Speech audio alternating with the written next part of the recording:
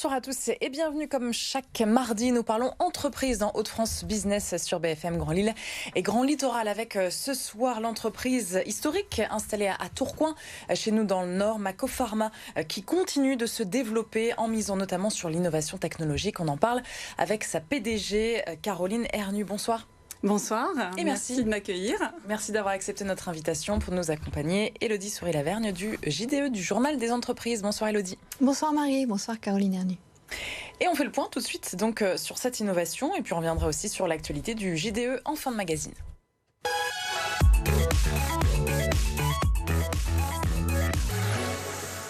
Alors vous lancez une nouvelle machine pour doubler votre capacité de production, la capacité de production de filtres pour les kits sanguins. Vous pouvez nous expliquer en deux mots?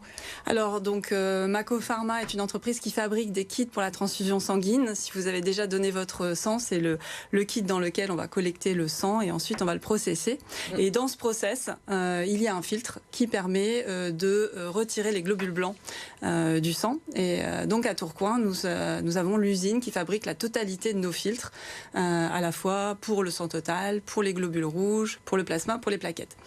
Et donc nous avons décidé d'investir dans cette machine automatisée pour la production des filtres pour les globules rouges, de façon à doubler notre capacité, mais également réduire les risques pour les salariés, notamment de troubles musculo-squelettiques, et puis aussi pour réduire notre prix de revient industriel. C'est une grosse innovation pour vous, du coup. C'est une très grosse innovation. C'est une machine qui a été complètement développée pour Mako Pharma, avec notre partenaire. Avec combien d'années de recherche et de développement? Alors on en a mis 2 ans pour fabriquer cette machine. Elle a d'abord été construite chez notre partenaire. Elle est arrivée en août 2022 chez nous. Et depuis août 2022, donc elle est remontée et qualifiée, validée pour une mise en routine à partir de septembre de cette année. Donc c'est un investissement de 4 millions d'euros, la machine, c'est bien ça? Voilà, donc la machine, ça représente un peu plus de 4 millions d'euros, plus 1 million de bâtiments, de travaux autour du bâtiment.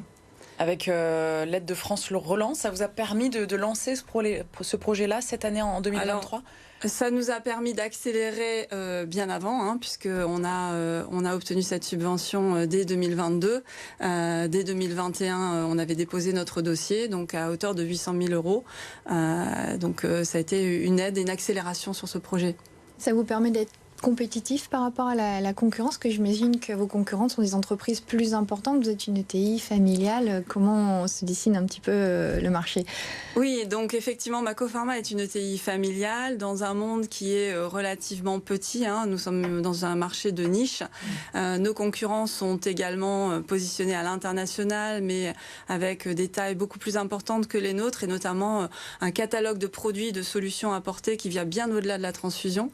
Nous sommes obligés, nous, par notre choix de rester sur la transfusion, d'être encore meilleurs. Donc cette décision d'investir dans une machine automatique de filtre nous permet de rester dans la compétition, à la fois d'un point de vue de la technologie et des prix. Quelles conséquences, vous l'avez évoqué rapidement, sur les salariés? Alors aujourd'hui, sur les salariés, nous avons depuis plusieurs années mis en place une GPEC, donc un accompagnement aux évolutions de l'entreprise, car nous ne sommes pas au début de cette automatisation. Nous l'avions déjà fait sur d'autres produits semi-finis de nos kits. Donc nous accompagnons nos salariés pour évoluer soit vers d'autres ateliers, soit pour faire des formations et devenir conducteur de machines, technicien, en tout cas évoluer. Il y a des missions véritablement qui vont changer, voilà, avec l'arrivée de cette machine.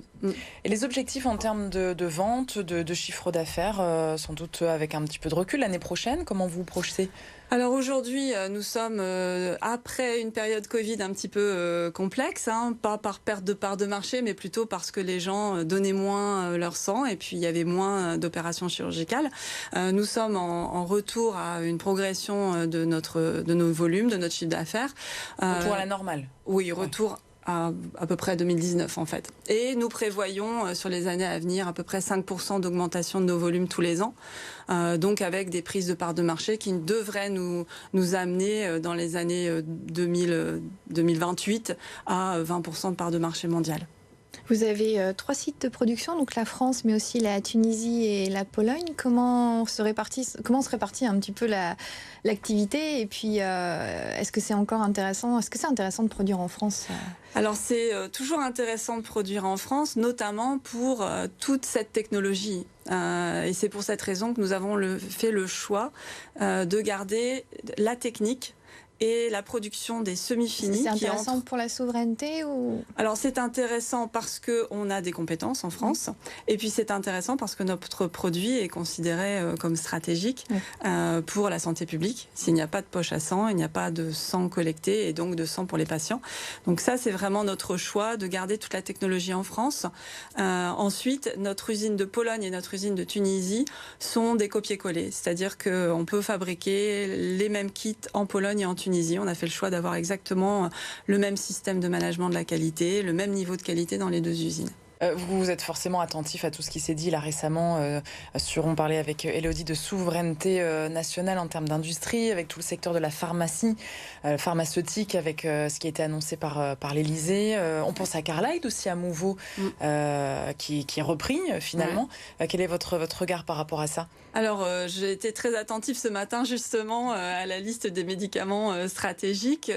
J'évoquais avec Élodie également le fait qu'on aimerait faire partie de la liste des dispositifs médicaux stratégiques pour la France, par notre représentativité, par le fait que nous fabriquons en France. Donc c'est très important pour nous.